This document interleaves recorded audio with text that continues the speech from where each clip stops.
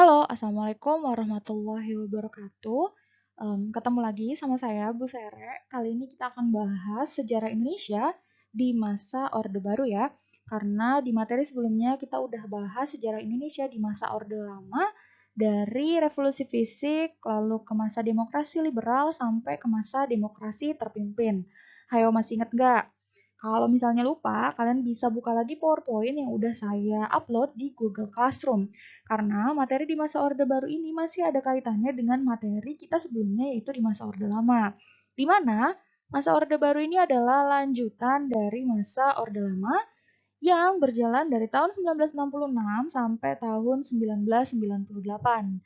Nah, di sini saya cantumkan gambar ya. Ini adalah Presiden pertama Indonesia yaitu Soekarno dan juga Presiden kedua Indonesia yaitu Soeharto.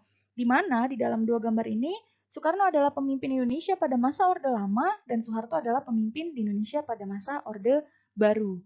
Nah, kira-kira kenapa sih tiba-tiba nih? Nggak tiba-tiba sih, kenapa sih Orde Lama ini digantikan dengan Orde Baru? Oke, ini akan kita bahas di minggu pertama bulan ini.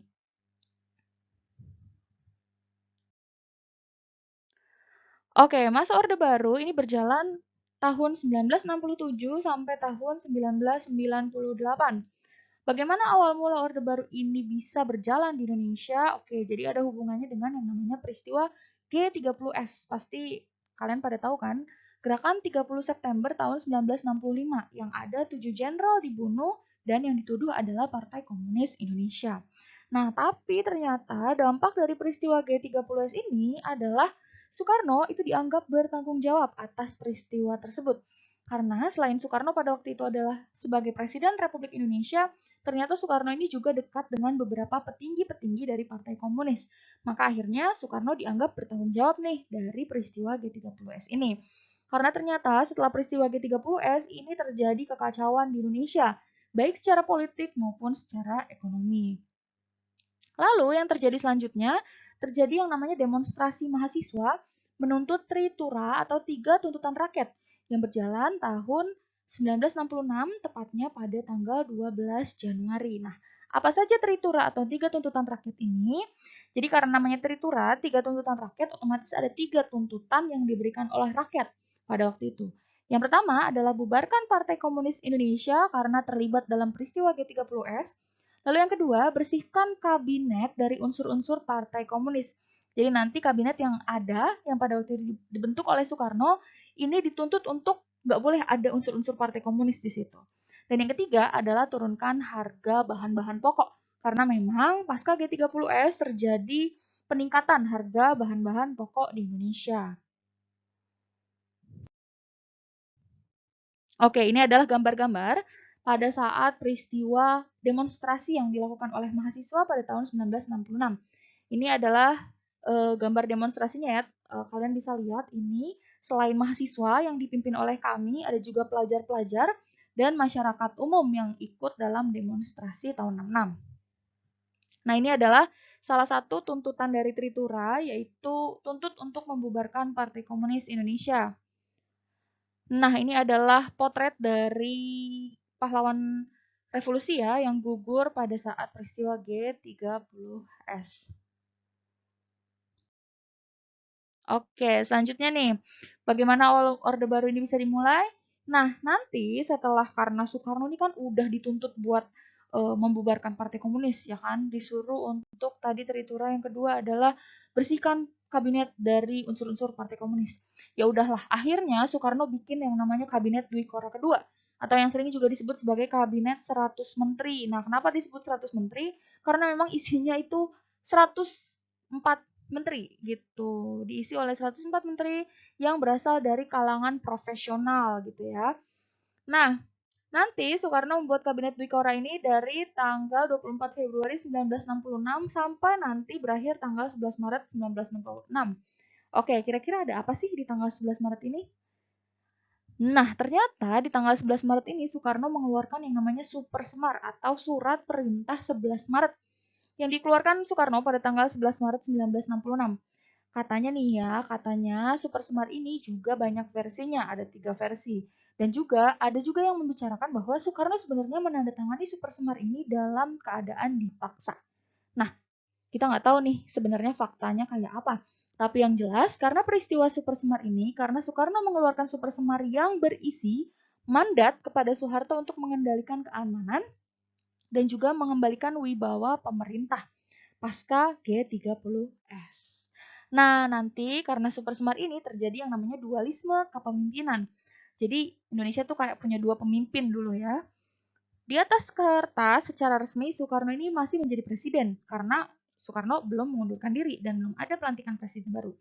Tetapi secara di lapangan yang membuat kebijakan adalah Soeharto. Karena ternyata Super Semar ini ditafsirkan oleh Soeharto itu sebagai mandat kalau Soeharto ini boleh menjalankan pemerintahan pada waktu itu. Nah, ini adalah 3 versi dari Super Semar. Kita bisa lihat sendiri ya, ini beda-beda. Makanya banyak yang bilang, ini Super Semar sebenarnya ada apa enggak sih gitu. Ini Super Semar sebenarnya Soekarno dipaksa kali nih gitu. Karena beberapa saksi yang ada pada waktu Soekarno memberikan Super Semar itu bilang bahwa Super Semar ini sebenarnya Soekarno dipaksa untuk menandatanganinya. Makanya ada 3 versi. Yang mana yang betul? Nah, belum tahu. Saya juga nggak tahu karena di dalam dokumennya ternyata ada 3 surat perintah 11 Maret. Oke, setelah Super Semar, akhirnya Soeharto melakukan beberapa kebijakan yang ternyata ini bertentangan dengan kebijakan-kebijakan Soekarno.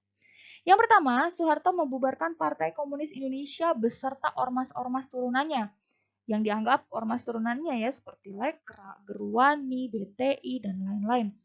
Selain membubarkan PKI, ternyata pemerintahan Orde Baru juga ini membunuh ya atau membantai orang-orang yang berafiliasi dengan Partai Komunis. Anggota-anggota Partai Komunis, orang-orang yang tidak bersalah itu juga ditangkap dan juga diadili, dihukum tanpa diadili pada masa Orde Baru. Yang kedua, pemerintahan Soeharto pada waktu itu juga menangkap 15 menteri yang setia kepada Soekarno. Dan yang ketiga, dia juga membubarkan pasukan Cakrabirawa, di mana pasukan Cakrabirawa ini adalah pasukan pengaman presiden yang setia kepada Soekarno pada waktu itu. Oke, akhirnya setelah Super Semar ditandatangani, setahun kemudian Soeharto akhirnya dilantik menjadi presiden oleh MPRS, tepatnya pada tanggal 12 Maret 1967. Nah, karena Soeharto sudah dilantik sebagai presiden, otomatis secara resmi Indonesia memasuki masa Orde Baru. Oke, apa itu masa Orde Baru? Masa Orde Baru ini adalah masa periode yang menggantikan masa Orde Lama atau masa di saat Soekarno menjadi presiden. Orde Baru ini berlangsung selama 31 tahun ya, kurang lebih di Indonesia. Dari tahun 1967 saat Soeharto dilantik sebagai presiden sampai tahun 1998 saat Soeharto mengundurkan diri sebagai presiden. Sehingga patokan paling mudah dari masa Orde Baru adalah saat Soeharto menjabat presiden di Indonesia selama kurang lebih 31 tahun. Oke, terima kasih. Nah, kalau kalian semua masih ada yang mau ditanyakan, kalian bisa komen di YouTube di bawah ini ya, di komen di bawah ini, atau bisa juga langsung personal chat ke saya. Oke, jangan lupa juga ditulis namanya yang ada di Google Classroom kalau mengumpulkan tugas, karena di beberapa tugas itu kalian tidak mencantumkan nama di situ.